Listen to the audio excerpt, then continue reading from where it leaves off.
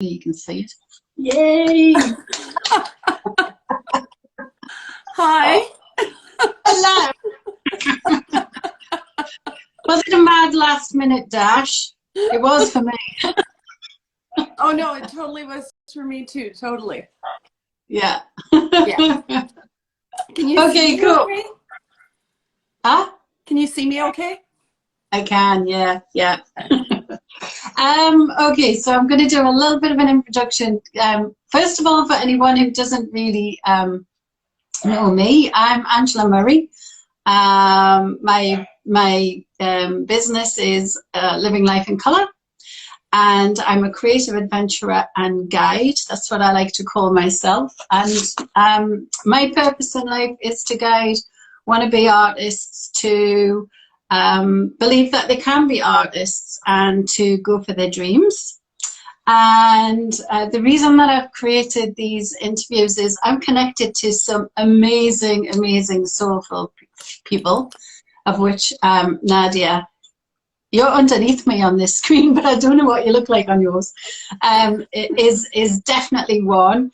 So what I wanted to do was I really wanted to introduce you to a whole load of artists and creatives that I'm connected to, so that they can talk about what their journey to creativity has been. Most of these people will not have, I'll say, gone through a formal art education, like hasn't got a fine arts degree. Not that I have anything against that, but one of the reasons I love the people I'm connected to is that they actually fell into art from lots of different places. And so today's wonderful guest, I'm so pleased that you agreed to do this, is Nadia Munarolo-Kurjata. Great. Yeah. Oh, okay, cool. Similar. Who is in Dawson Creek in Canada. Yes. And Nadia and I know each other. We've been lucky enough to actually meet each other a couple of times. The first time we met was on a workshop in Nashville, of all places. Was never on my list of places to visit, but hey, it was a fantastic gathering of creatives. We had a wonderful time, and then we also managed to catch up again in Australia. So this is going to be an unscripted interview. Who knows where it's going to go? And it's actually less of an interview and more of a chat. We're going to paint and do our own thing and just muse.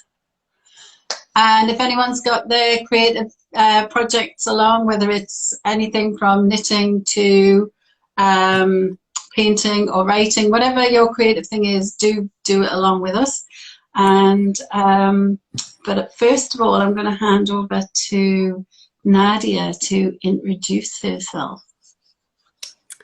Thank you so much, Miss Angela.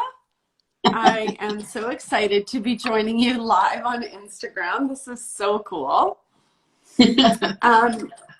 So I'm Nadia Munarolo-Kurjata, and as Angela said, I live in Canada, Dawson Creek, which is mile 0 of the Alaska Highway, so we are way up north. And I have been here for going on 6 years. Wow. Yes, and this little community has been very, very good to me. I'm truly blessed here. And how did I find my way to art?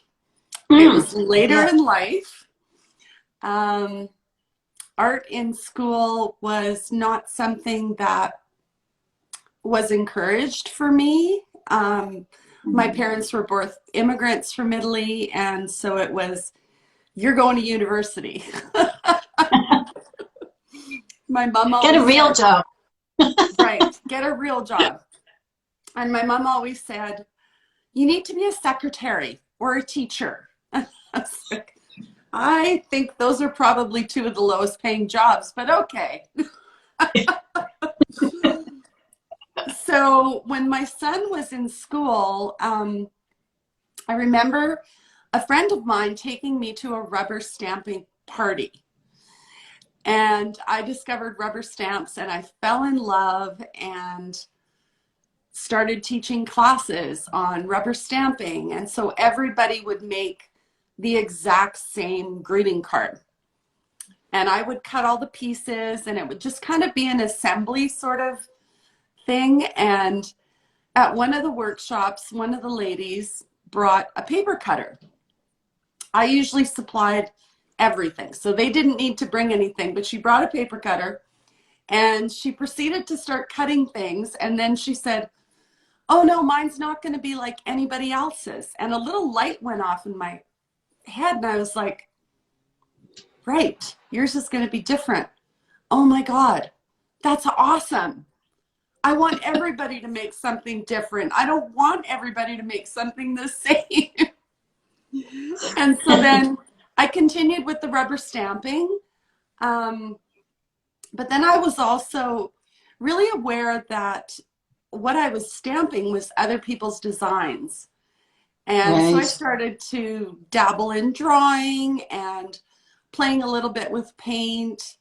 Nothing really too serious. I hadn't touched a canvas yet. It was just art journaling. And in 2010, a friend of mine shared a link to a YouTube channel that Whitney Freya had going on for 24-hour paint jam.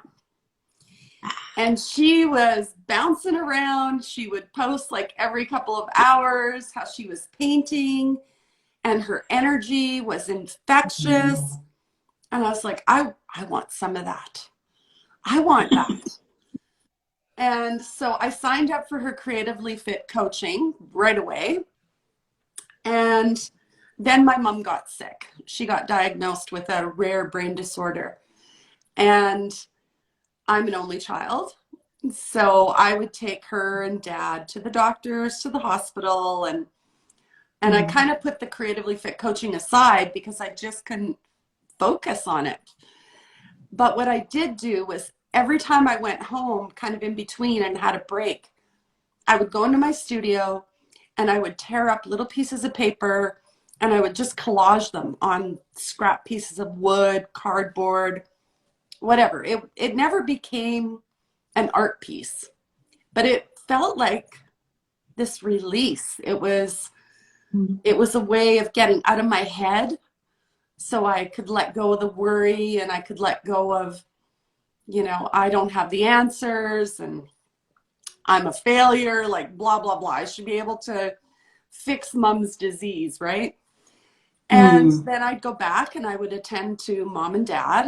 And so I had these little moments where I would take these little creative breaks and they weren't very long, like, you know, maybe 15 minutes, half an hour, but they were very powerful. And soon it was like every day I made my way into the studio for a few minutes and just got lost in it and just shut out everything. And it was my time to just have a little bit of peace. And sometimes there was tears, but nobody else was there. It was just for me. And eventually mom passed away. And I went back to the Creatively Fit coaching and I was hooked. I loved it and I wanted to share it with others. I wanted them to experience, I always say, the healing power of art. Yeah. And you can teach people, but they need to really like hands-on experience it and just give it a try. And it might just be a piece of paper and a pen and you're doodling and pretty soon your mind just quiets for a little while and you're just kind of lost in the scribbles and the doodles. And I, before this, I don't like to name it, but before this, I would teach workshops in my studio, which is where I am right now. And what always got me excited was when somebody would say, mine looks awful. Yes. Oh, yes. This is a teaching moment. Yes. It can't get any worse from there. Right? And so I would always compare it to, okay, so in our lives, we create things every day. Mm. And sometimes it doesn't turn out. And I give the analogy of you bake a cake and it flops. And so what do?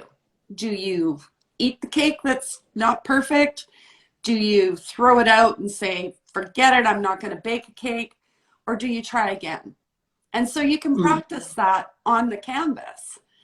So when you find your paintings, like I call it the awkward teenage stage, what are you going to do? Like you can practice pushing through that and really find your way to the beauty and something that has a powerful message for you. So I love that idea about the cake, and if it flops, you wouldn't give it another go. Well, of course, we've all had that experience. Exactly. And you don't judge yourself because the cake flopped. You just give it another shot. Right. Yeah. And the other thing that's really fun when I'm working with people is they'll look at their, table partner's piece and they'll go, oh my God, she's an amazing artist. I can't do this. I'm no good. And so I'm like, okay, here's what we're going to do. We're going to pass the canvas to the right, and you're going to make a mark on your table partner's canvas. And they just all like freak. Deer in the headlights, right? It's like, well, what do you want me to do? I don't want to ruin her painting. And so then I bring it back to, okay, in everyday life, we make our mark in this world. We have encounters with other people and we make a mark on their lives, and that stays with us. And so when you go out, are you, wanting to ruin somebody's day? No. You want to make their day better and bring it joy. And so I say, just put one mark on there and I'll let you know when to stop. And oftentimes they get their painting back and then they're like, oh, I love what you did. Yeah. It's funny you mention that, because when I do Dream Big, Paint Big, when I've done it in person, I had one group that went through and they were like, we've got this. We can do the whole letting go. It's not an issue. No problem. We can do it. And then they came back and did Dream Big, Paint Big again. And they were a little bit, I'll say, cocky about like, I can let go of the outcome. And then I did exactly what you said. I said, okay, everybody move to the left. And I want you to start working on the next person's canvas. And they absolutely freaked. And it wasn't, oh my gosh, someone's going to make a mess on my canvas. It was all about, I'm afraid to make a mess on their canvas. Yeah. It's such a powerful lesson. Yeah. It's such a powerful lesson. And it is so interesting how people react to it, and then like how they're resisting because they don't want to ruin the canvas. Yeah. And I'm like, it's just paint. You can paint over it. Like, let it go. This is the cheapest form of therapy that I know of. Yeah, that's really cool. Yeah. I could see your students would have a ball in your classes. You talk about the healing art, the healing arts. Can you talk a little bit more about that? Like, what have you observed around healing and creativity? Well, there is this resistance to even take a step or to even try. It's like, oh no, I'm not an artist. And it's like, you don't have to be an artist. You don't have to draw a straight line. And like you said, like, I'm not formally trained. I don't have a degree in art or anything. But once you can get them in front of the canvas or in front of the paper, and you just open the gates and create a sacred space for them to just be free. I love seeing, it's like when I used to read for the kids in school, and they would start to get the letters and the story, and their eyes would be lighting up, and you could see their whole like persona shift. And Yeah. so I can see that in people that I've worked with, and they'll leave here and they'll come back, because they do come back, because I mean, it's awesome. Why wouldn't you come back, right? And they'll come back and they'll say, I went home and I said no to my husband. Awesome. Okay. Like, you can just see like their posture, right? It's like they've got that newfound power, or that confidence, or, you know, I'm going to start that business that I've been talking about for the last 5 years. It's like, whoa, look at you go. Isn't that amazing? It is amazing. It is amazing. And I've worked with all kinds of people, because I also do expressive arts. So it's like a process painting where you use paper, you use cheap supplies. It's just kids paint, and it's really just getting your emotions and expressing it out on the paper. So it's not always pretty. There can be tears, but there's also laughter and joy as well. And those moments, I mean, I've worked with people who come from abusive situations, addiction. It's amazing how powerful this vehicle of art is. Yeah. That's really cool. Yeah, I think for me, if we're talking about art and healing, I think for the biggest thing that and I'm not a trained artist either. The biggest thing that it did for me was to learn to let go of the outcome, and to be okay with mistakes. I see Ruth's written there's no mistakes in art, and we take that through into life, and that's actually really true. It actually translated into the rest of my life, because I was working in corporate at the time, and very fearful that you might make a mistake and what would people think of me and all of this sort of stuff. And then once I started creating, that actually something changed inside of me that made it so much easier for me to go, oh, that's fine, that's okay. It's like, it's good enough. I think that's what I learned, what good enough was, rather than the push to be perfect. And one of the things I often say to my clients who are trying to be perfect is really don't try to be perfect, because nobody wants to hang out with someone who's perfect, because all you do is make them feel inadequate. And that occurred to me at some point. It's like, well, I want to be more approachable. I want people to come and like me and work with me. And if I'm trying to be perfect, I've just put myself on a pedestal, which is a horrible place to be. So I think all of that, I think lots of people get different things from the process. Yeah. By the way, I remember there was one of the sections in the Creatively Fit coaching was to paint. It was a painting marathon, and it was 26 paintings on the same canvas. Oh, yeah. And so I painted the first one, like she would have a theme for you, and I painted the first one. I really liked it, and I was like, I have to paint over this? Yeah. Like, I don't know. But by the 5th and 6th day, I was like, okay, this is a very powerful lesson in detachment. Right? And as I've gone along and I've learned more and studied more, I became a yoga teacher in 2018. And so this idea of attachment, and how attachment to anything really causes suffering. That's true. Right? Like I mean, it's a reality. We are going to lose everything. Yeah. So if you can learn to find comfort, and I don't know if comfort's the right word, but to get acquainted with that detachment, and I don't know, like I always say Yeah. paint is my medicine. It really, really is. Like, Yeah. yeah. Yeah. Learning to just let things go. Yeah. Yeah. I think there's layers and layers of that as well. We think we've got it and then we realize we're attached to other things.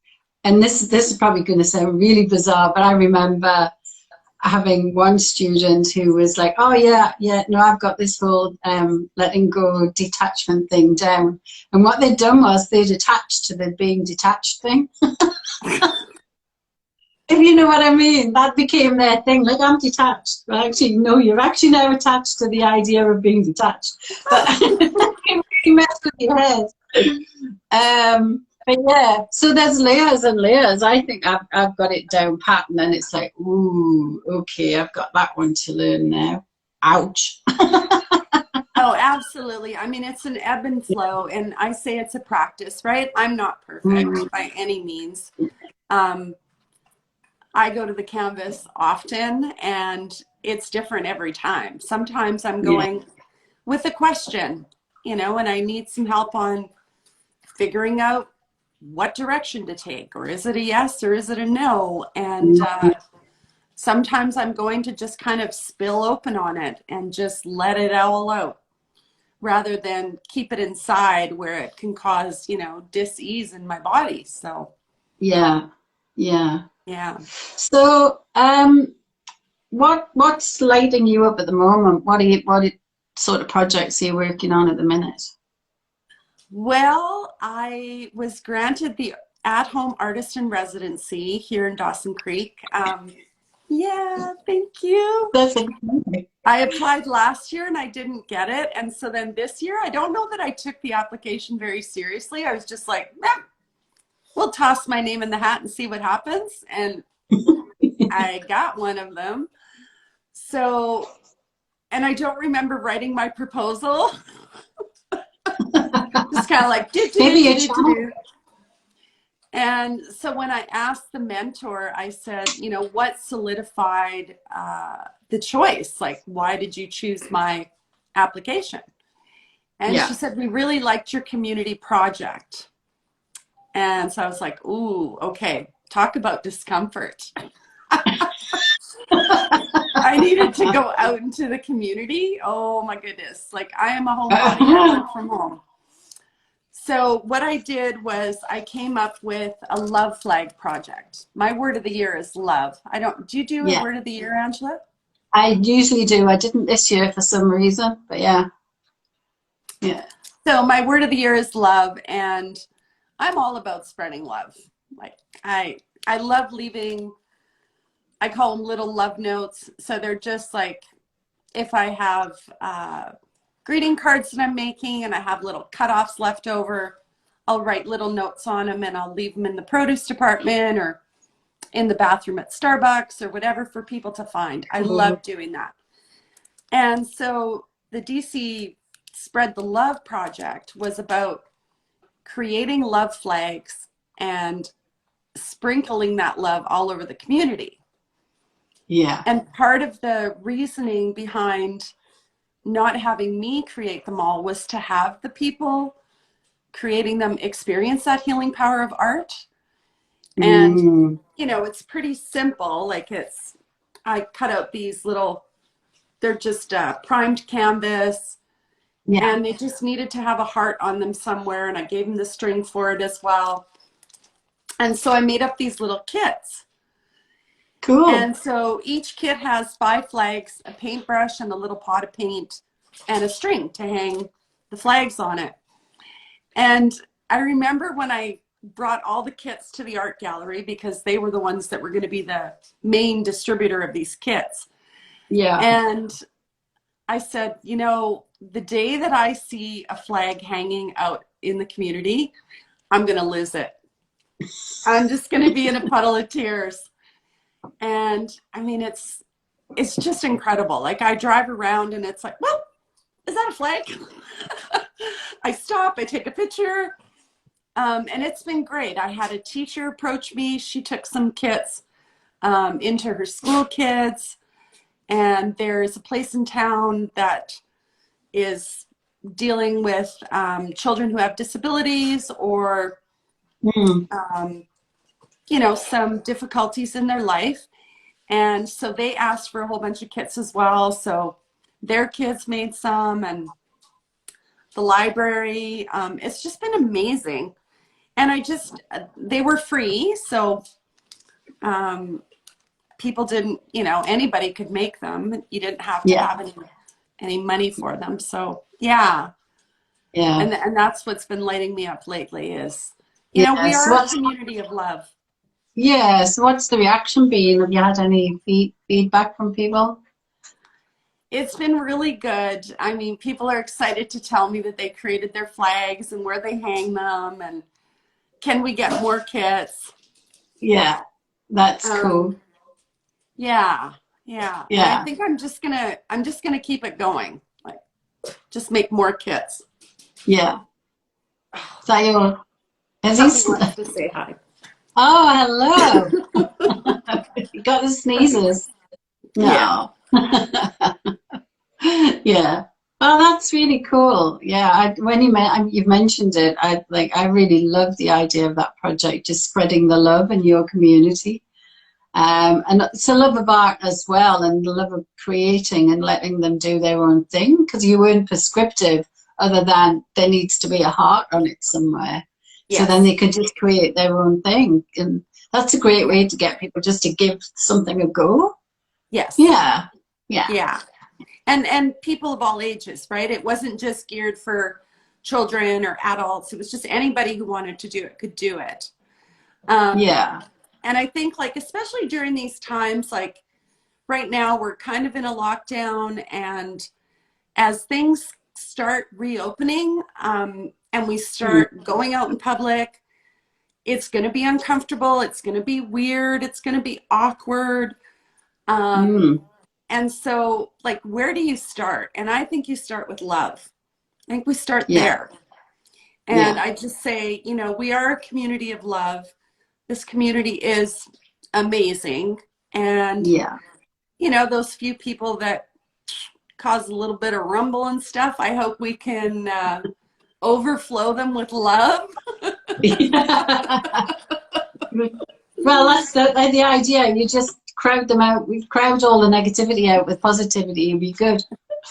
I remember I worked for a community organization, and before lockdown, there were a few people who were, I would say, starting to get a little bit with each other. And as we went into lockdown, and we were actually online, and we'd organize virtual coffees and stuff like that.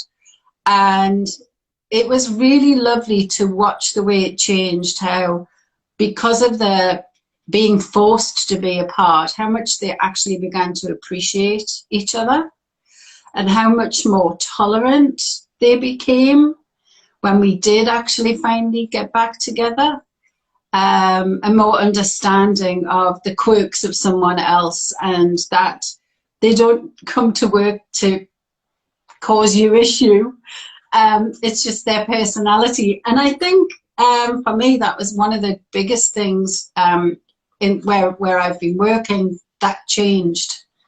Was that when we did go back into the office, we were actually really happy to see each other. And I mean, we're very lucky in New Zealand. You could go into the office and give each other a hug and all the rest of it. But just really, I think it changed a lot. And being able to say to each other that, you know, that you love them, or you love something about them, that was a major change. So for me, that was great, because then I was completely in my element. Okay, spreading the love at work. So through all of this, I'm just curious, like, what has kind of been your aha, or what have you, I don't know, learned about yourself maybe through all of this? Through that I'm very happy in my own company. I can spend, because although I work for a community organization, I actually work from home 4 days a week. And I am very happy in my own world. But when I do go in, I'm very appreciative of the people around me. But I think also the thing I hadn't realized was the amount of my own energy I was giving away. So I would be exhausted by the end of a working day. And because energetically I was giving to everyone around me and not actually holding my energy for myself. So it's made that a lot easier. Good. And the other thing I've learned, because I do in-person workshops, is that energetically they do take a lot out of me, and they take a lot of planning. And I've made the decision that I've got one coming up on the 4th of July, Independence Day. I got one coming up on the 4th of July, and that'll be my last in-person workshop, at least for the next 12 months. And everything I do is going to be online. And the reason I've done that is I have to start filling my cup back up. And what was happening was I was giving to everybody else, and then there was nothing left for me. And I was starting to feel, I'll say overwhelmed, actually. Yeah. And it's actually quite a hard thing to go no to someone, especially when it's a very, very good cause that they're asking you to participate in, to actually have to take a step back and go, actually, I've got to listen to myself, and I've got to listen to my own body, and my body at the moment is screaming, hell no, you need to look after yourself. So I've had to make, and it wasn't an easy decision, but so anyway, and the great thing about online is that I do my classes, and then I go, see you, bye. There's no tidy up other than the mess I made, but also it allows them, like, they don't have to stop when I say it's the end of the lesson. They can just carry on. So I don't feel bad that I'm making them finish up either. So I think so. A lot of that is like, I have definitely gone inwards a lot. I did worry at one point, like, was I becoming a bit of a recluse? But as you can see, I'm not really. It's like, what if I don't know? Huge. I think that's huge that you uncovered that and you really listened and then also acted on it. Like, that's huge, Angela. That's awesome. Thank you. Because I've never really had trouble saying no at work, but that's different. Yeah. It's like, this felt different because it tapped into that. This is my calling, and I want to help people. And now I'm having to say no for my own sake. So it was. So thank you for that. Yeah. Yeah. So, do you, when you're teaching, do you get a lot of people that come to you that have not done art before? Yes, I get quite a nice variety. I get the ones who, they haven't painted since they were in school. I think I'm most nervous, not so much anymore, but in the beginning, I was most nervous when I had the ones that did have the fine art degree. And that was your stuff. Yeah. But my experience has been that they experience this, like you were saying before, like this freedom. And it's like, oh, like there are no rules and I can't make any mistakes. I'm just having fun. And it's been really good. Yeah. And I have had men in my workshops as well, which, that's another dynamic. It's a little bit different. But yeah, they've been open to it and really just, went with the flow and yeah. It's funny you talk about that dynamic with men, because I ran a painting happiness mandala course in the UK once, and there was a family there, and there was a father and son. The son was in his mid-20s, I think, so grown up. And I've never experienced competitive painting before. See, Between the father and the son? Yeah, yeah. Oh my God. It was quite fascinating to watch. Yeah, competitive painting. And it's like, this is we're being zen, we're meant to be meditating and chilling out, and they were just trying to outdo each other. They both did fabulous work, but it was just fascinating to watch it. That is so funny. Well, I had one lady who, she came to pretty much every single workshop I put on. And every single time she would get towards the end and she'd say, Nadia, can you finish this for me? I really want it to be pretty. And I'm like, no, honey, like it is going to be your painting. Yeah. But I want it to be good. Oh my goodness. It was like, yeah. Yeah. That's a really good, I'm glad you brought that up, because I talk in my workshops about there's no right and wrong, but there's also no good and bad. It just is.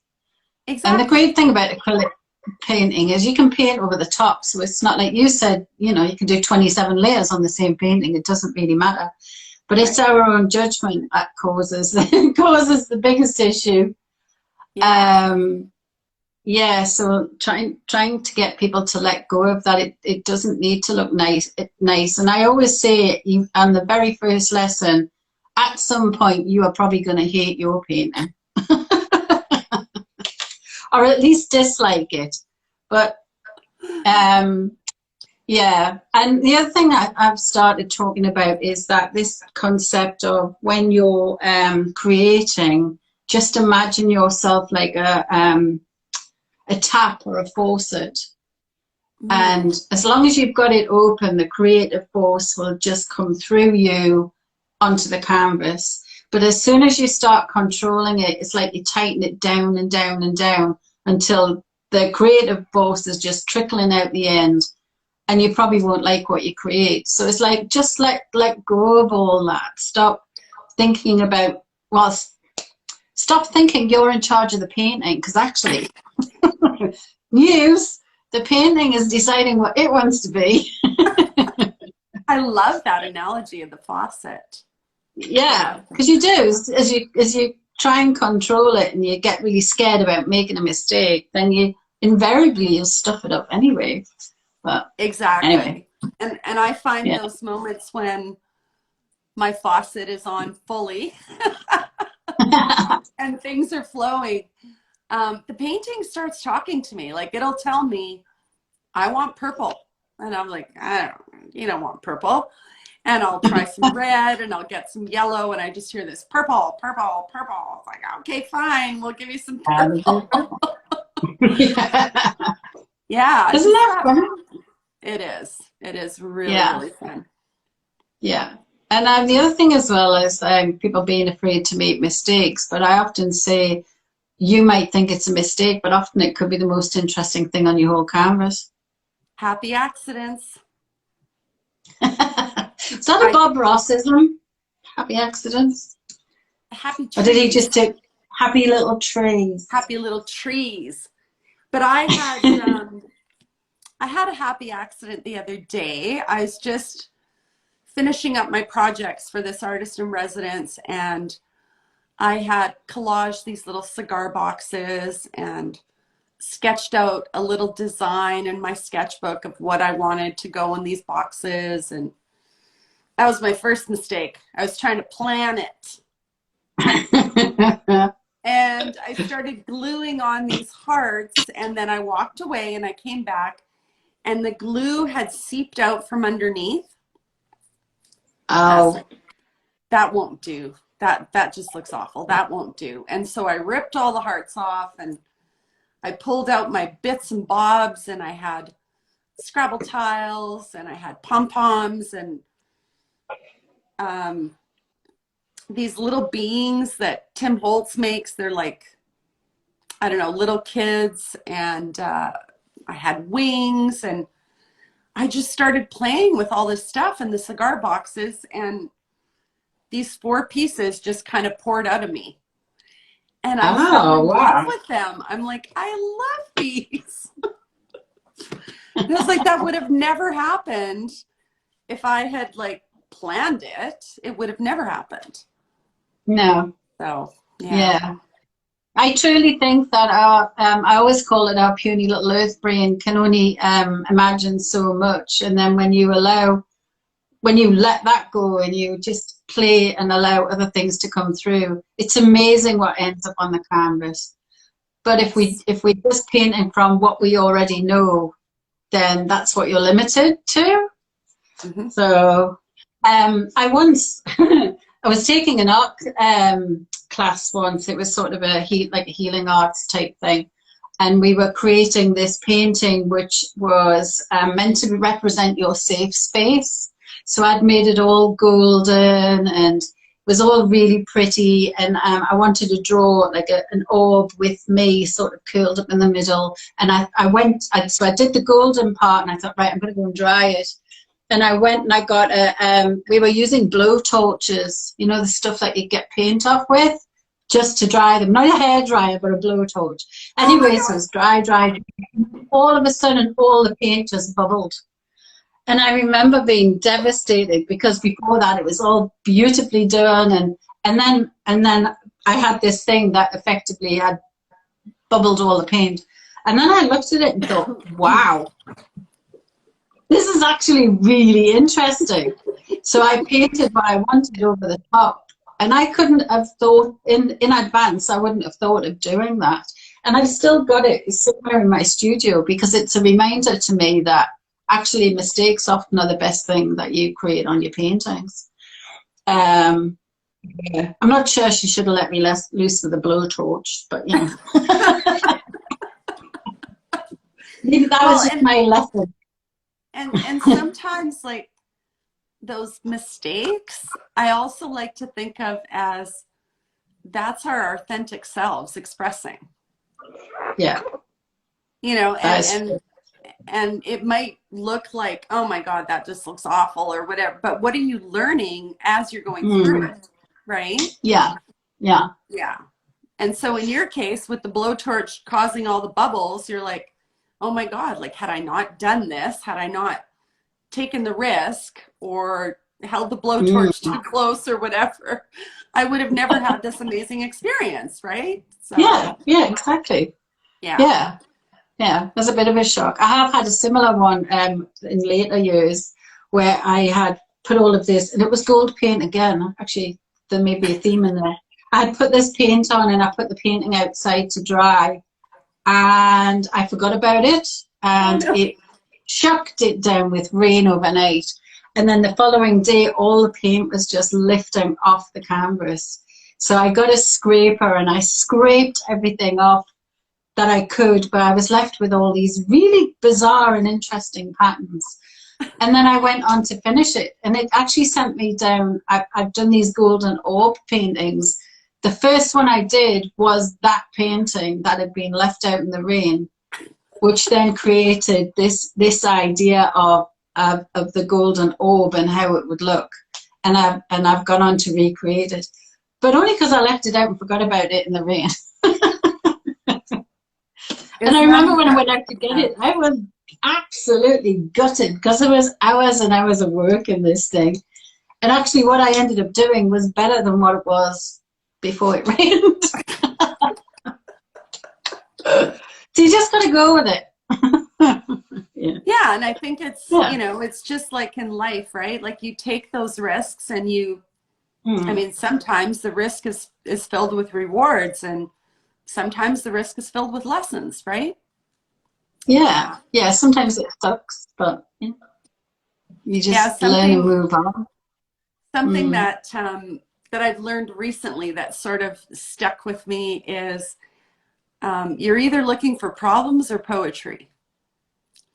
Oh, nice one. I like that. Right?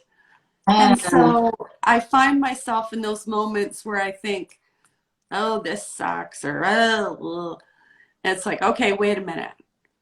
Like, where can I find the beauty here? Where can I find some poetry? Some, you know. So, that little nugget has been very valuable. that is really nice, because I've heard like you're either in love or in fear, but I love the way that you just described that about looking for poetry, because in any given moment there's something in that, even if things aren't going the way that you wanted. And quite often a lot of it's in your head anyway, I find. I mean, how many times have I worried about something to the point of making myself I'm not sleep properly, and then the day comes and it doesn't even turn out at all like what I was expecting. So what was the point? Yeah. I mean, I hear you. I certainly have those moments of, you know, oh my God, everything's going wrong, and what's going to happen, and when am I going to see my son, and when are things going to open up, and when am I going to get back to Italy, and oh yeah, blah, blah, blah, blah, blah. And, you know, sometimes that can last for a long time, and that little spark doesn't go off as quickly. But when the spark goes off to remind me, like, hey, give your head a shake, have a look around you, you know, and start to give gratitude for what you do have, and really appreciate the little things and the beauty that's all around you. Pick up the phone, call a friend, go for a walk, you know? Yeah. Appreciate what you've got. It's funny, actually, somebody mentioned this. I had a reading by somebody recently, and one of the things that came out of the reading was gratitude. And I said, oh yeah, I've got back into doing a gratitude journal every day. And she said, but that's fantastic, but what about self-gratitude? And I sort of thought, And what I realized, and as soon as she said it, was like, whenever I say I'm grateful for where I live, I'm grateful for the people in my life, I'm grateful for living in New Zealand, whatever it is, it's always outside of me, it's external. And what she said was, what if you were grateful that you took yourself to Pilates and did something good for your body? What if you were grateful for an interaction that you had with someone that you helped make them feel better?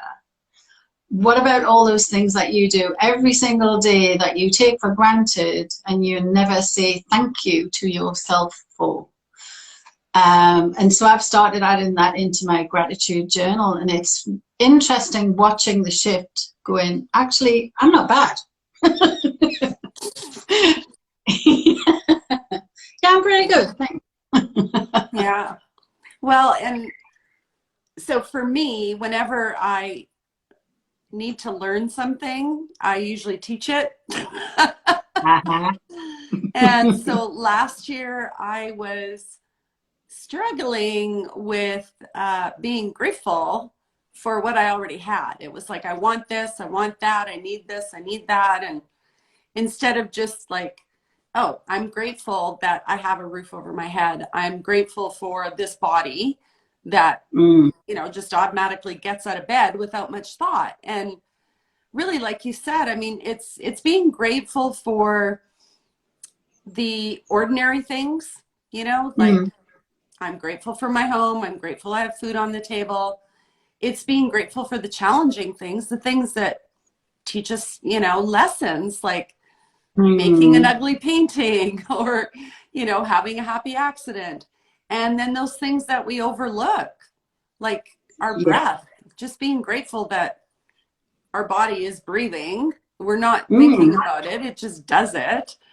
So I created a class, like practice gratitude, 29 days, because I love a challenge. And every day there's a different meditation or some kind of body movement or breathing practice, and sort of giving a little taste of my daily practice. And then we create a gratitude feather. And so every day there's a different technique on how to create a gratitude feather. And like you said, like that shift, like, yeah, I've really noticed it. And I find myself like when I'm kind of sliding back and like, but I want to do this and I want to do that. And it's like, ooh, maybe we need to go back into the 29 days for a little bit and just kind of strengthen that gratitude muscle a little bit. Yeah, because the brat's coming out. Yeah. Hang on. One thing I was going to talk to you about, I said at the beginning that we met in Nashville, and part of the workshop that we did with Whitney was painting on different canvases that had different feelings. And one of them was the self-love canvas. And I know myself that I painted on all of the other canvases, and I found it really hard at that time to go and paint on the self-love canvas. And even when I got to it, I didn't even know what to paint on it. I felt, I don't know, like there was I don't know what it was, like a lack of deserving or something. And I just wondered, because I've never ever asked you, how was that exercise for you? The painting on the different canvases or painting on the self-love canvas? Well, the self-love one particularly, but the rest. There might have been another one that caused you a bit of angst. I mean, the self-love, you know, that's an ebb and flow too. That's certainly a daily practice for me. I have I painted a sign that hangs over my mirror in the bathroom that says, "I am beautiful." Yeah. So it's kind of, you know, a morning mantra, and some days I look up and I say it, and other days I just like quickly get ready, and, you know, but it's kind of a reminder that, hey, like, you're beautiful. Look in the mirror, look into your eyes, look at that beauty. And, you know, it's easy to say, I wish my thighs were smaller, and I wish my hair was longer, and, you know, but again, it's that like, that wanting of something that, you know, like you're not have. And so trying to turn that around and just recognize, like, even the little things, like, you know, I had this mysterious rash on my hands that would come and go and come and go. And just like putting lotion on my hands and just giving gratitude to my hands for all that they allow me to do and, you know, help me to do. And I find for me with the self-love, what really works is taking some lotion, and after I get out of the shower, you know, putting lotion all over my body with just a loving touch. With or like something I just small. did, like, you know, putting your hand in your heart center, and you can just feel like there's this radiant energy, you know, and like, yeah, I am beautiful. I am worthy. I'm so worthy. Yeah. Yeah. I love that. I mean, sometimes it's really easy for me, you know, to say to people, like, you're so beautiful, like, not just outward appearance, but you're so beautiful, a person, right? Inside and out. And then they'll say, oh, you're so beautiful. And it's like, sometimes I catch myself and I go, ugh. Are you just saying that? Because I said it? Yeah. No, you are a beautiful person. Right. But then it's like taking that, receiving it, and just going, thank you. Thank you. Yeah. That gift from them. Yeah. That's beautiful. And I just wonder, because I remember it causing me so much angst at the time, going, why can't I do this? I bet I'm much better now, but but it was very telling. And again, it was something I learned through art. yes. Like, who would have thought? I mean, we were just really painting hearts or things that represented self-love. It wasn't really that hard, but I couldn't actually put the paintbrush on the canvas. So there was definitely a good message in there. Yeah. Yeah, I also did a 31-day love challenge. Awesome. I know. It's like, well, I love challenges. But yeah, it was love of self, love for others, even those others that sometimes piss you off. Yeah. Can you still have love for them?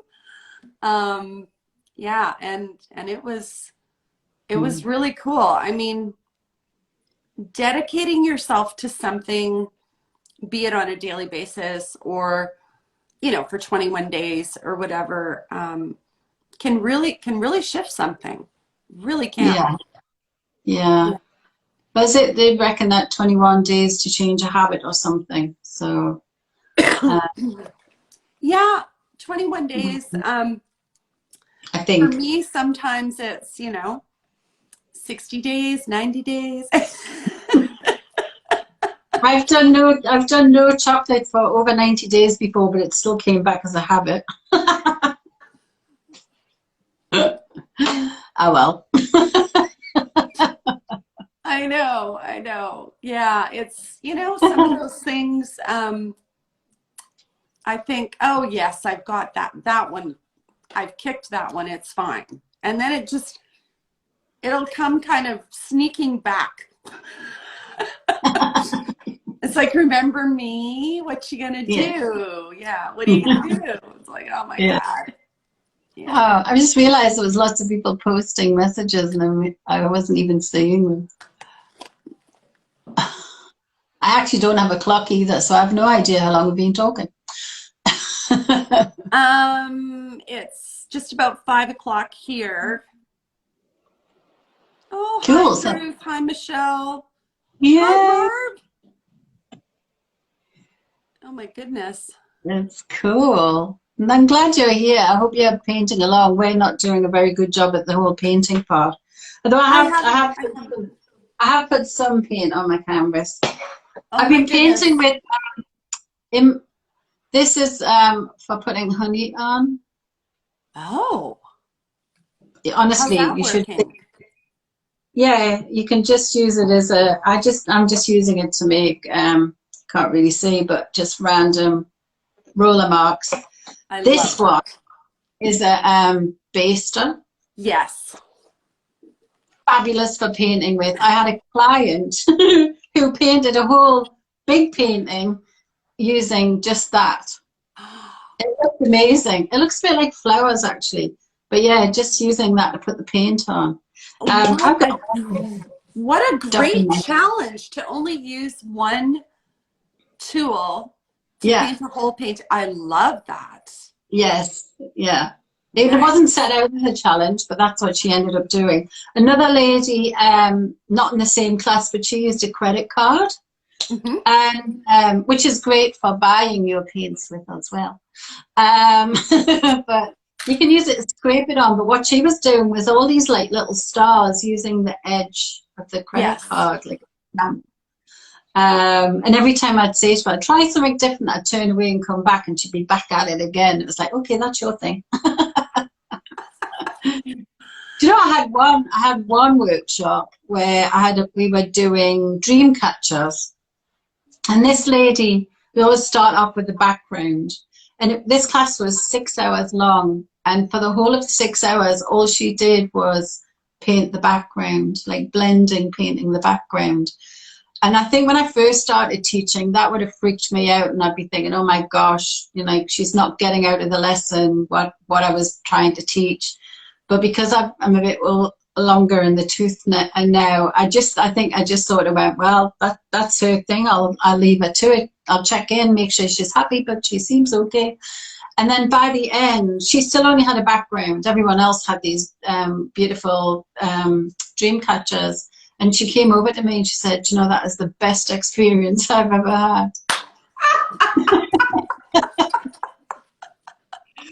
And I thought that was a lesson for me, because I was in my head thinking like, I want to make sure, I want to give her a great experience. But actually, that was her experience, was to just do that and have that peace and quiet and not be with the kids and all the rest of it, which is, you know, and just be with herself.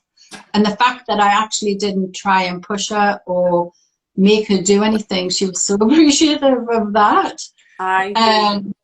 Yeah. So I think, yeah, there's lessons to be learned in there. So would you believe we've been talking for an hour? I know. I had a similar situation with a lady. It was a warrior women class. So eventually you would have some kind of warrior face on the canvas. Yeah. And I'm going around and she's kind of working around the border, and I'm encouraging them to flip the canvas, and there was no flipping. And she wrote this little message across the canvas. I think it may have been one of my oracle cards or something I said. And so at the end, I had them all hold up their paintings, and I was like, oh my God, like you said, like she didn't get the lesson, like what the heck? And so I said, okay, like, how does it feel to connect to your warrior woman? And, you know, and I said to her, so what does your warrior woman have to say? And she read out the little sentence, and she said, that's what my warrior woman has to say. And I said, okay, that's great. And she said, but I don't need to have the face of the warrior woman on there for her to speak to me. And I was like, yeah, alrighty, I'm in full support of you.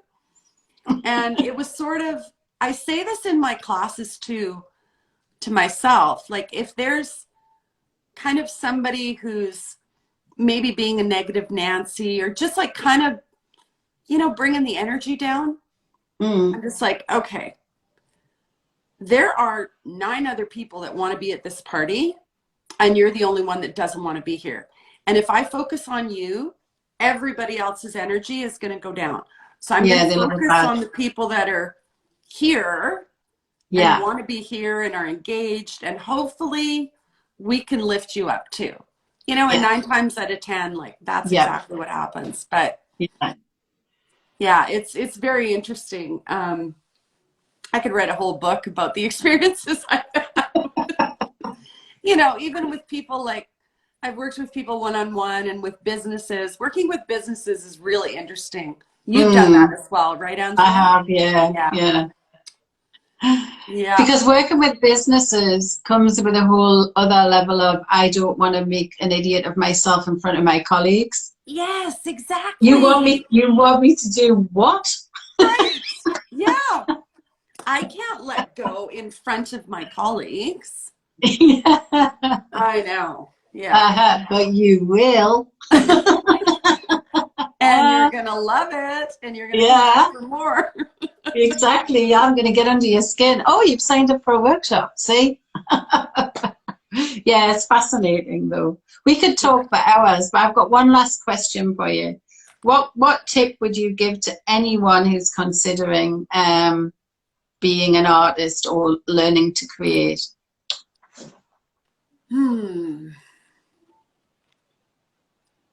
I think first and foremost, do it for yourself. Do it for you. And the rest will follow. Like if you end up, you know, selling your art or teaching workshops or sharing it with others or not, but just like starting out, like it's just for you. Yeah. And paint is really actually inexpensive. We've said you can paint over things. That's, you know, so easy. But yeah, I think just do it for yourself first. I like that a lot. Yeah. Thank you for that. You're so welcome. Where do people find you? Oh, well, they can find me on Instagram. It's Nadia Munarolo.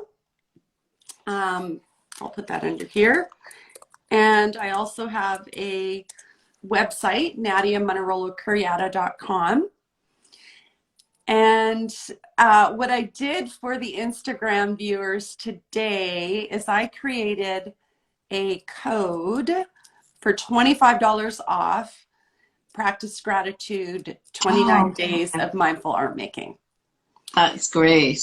Yes. So if you go to my, I'll put the link for the Teachable under here. Yeah, that'd be good. Yeah. At the checkout, if you enter the code Instagram, you will get $25 off. So it comes out to $29. It's $1 a day. Yeah. And every single day is different. There's a new video. The videos are short, 10 minutes long.